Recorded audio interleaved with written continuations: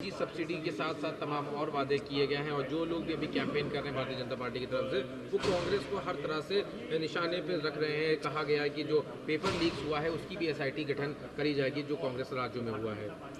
देखिए ऐसा है मैं भी छत्तीसगढ़ के चुनाव में था और वहाँ पर भाजपा ने जो वादा किया है कि 500 रुपये में गैस सिलेंडर देंगे, हमारी सरकार बनेगी। 500 रुपये का सिलेंडर केवल छत्तीसगढ़ को चुनाव में झूठ बोल के वोट लेने के लिए।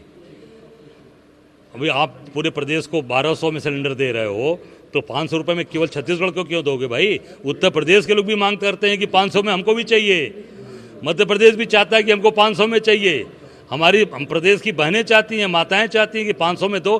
केवल छत्तीसगढ़ को दे रहे हो आप। केंद्र में आपकी सरकार है, प्रदेश सरकार में जो है अगर वो बोलेगा तो एक बार बात मान सकते हैं, पर जो केंद्र में बैठा हुआ सरकार में बैठा हुआ व्यक्ति वो कहता है कि छत्तीसगढ़ में सरकार बनाओ 500 में ले लो। अभी आपने कहा ना कि राजस्थान में भी सब्सिडी की बात कर रहे हैं, तो चुनाव के पहले क्यों नहीं सब्सिडी दिया?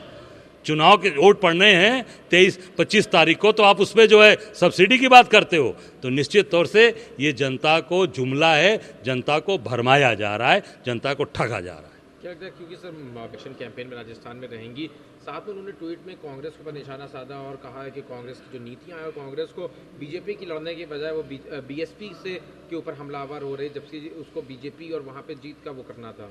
देखिए ऐसा है कि बसपा के बारे में तो आम जनता के अंदर चर्चा हो चुकी है ना। आम जनता जिस तरीके से उत्तर प्रदेश के अंदर मायावती जी किसी भी समस्या के लिए किसी भी उनके कार्यकर्ताओं पर, उनके दल के लोगों पर, उनके जो वोटर हैं उनके ऊपर जब अत्याचार अन्याय ये सरकार कर रही है उस पर भी उन्होंने नहीं बोला, कभी लड़ाई नहीं लड़ी। तो मैं समझता हूँ कि मायावती जी पूरी तरीके से भारतीय जनता पार्टी जो बातें सामने चल रही हैं कि भारतीय जनता पार्टी के साथ उनका क्या रिश्ता है और वो भारतीय जनता पार्टी की कौन सी टीम में शामिल हैं, मैं तो यही कहूँगा डैश डैश।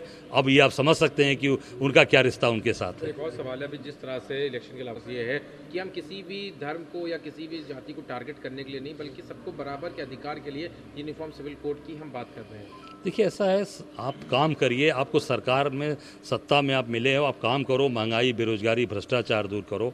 मैं समझता हूँ जब लोगों को रोजगार दोगे, काम दोगे, अपने आप लोगों में समानता आ जाएगी, अपने भाईचारा पैदा हो जाएगा। किसी कानून के तरफ या किसी के बांधने की जरूरत नहीं पड़ेगी। जब रोजगार दोगे, काम दोगे, व्यापार दोगे, लोगों को भाईचारे की भावना दोगे, अपने आप सारे लोग आपको पसंद करेंगे। केवल डिवाइड एंड रूल कर से काम नहीं चलने वाला। आज सभा शुरू करी है, उसमें कहा है कि जो पीडीए है उनके मुख्य बिंदुओं को उस यात्रा के जरिए 17 जिलों तक ले जाएंगे। क्या लगता है कितना सक्सेसफुल होने वाला, क्योंकि अभी समाजवादी पार्टी ने मध्य प्रदेश में कांग्रेस के खिलाफ चुनाव भी लड़ रही है। देखिए समाजवादी पार्टी हो चाहे अन्य दल हो, अपनी पार्टी के लिए काम ये लोग अलग अलग करते हैं। मैं समझता हूँ कि इनको जब शासन सत्ता में थे तब इनको आगे बढ़कर जनता में काम करना चाहिए, तो समय निकल गया है। अब तो केवल जो है चिल्लाने से बोलने से नहीं होगा। अब तो मुझे लगता है कि जब काम करने का समय निकल गया, अब ये कोई यात्रा करें कहीं भी जाएं कोई फर्क नहीं पड़ने वाला। एक आखिरी सवाल है, उन्होंने भगवान को और माँ लक्ष्मी को लेकर फिर से एक टिप्पणी करी है। नहीं, ये स्वामी प्रसाद मौर्य को इस तरीके की भाषा का इस्तेमाल नहीं करना चाहिए। माननीय उच्च न्यायालय ने भी उनको सीख दिया है, माननीय उच्च न्यायालय ने भी काफ़ी फटकार लगाई है, उसके बाद भी अगर ये भाषा का इस्तेमाल कर रहे हैं तो ये संदेश जा रहा है कि इनसे ये बात बुलवाई जा रही है। बुलवाने में कौन लोग हो सकते हैं? मैं समझता हूँ कि इस पर तत्काल इनके राष्ट्रीय अध्यक्ष को उनको इस पर तत्काल इनको समझाना चाहिए और इनको इस पर तुरंत इस पर एक्शन लेना चाहिए। कौन लोग हो सकते हैं? अब ये निश्चित तौर से मैं समझता हूँ कि इस पर राष्ट्रीय अध्यक्ष को इन पर तत्काल इनको इस पर तुरंत एक्शन लेना चाहिए, कार्रवाई करनी चाहिए।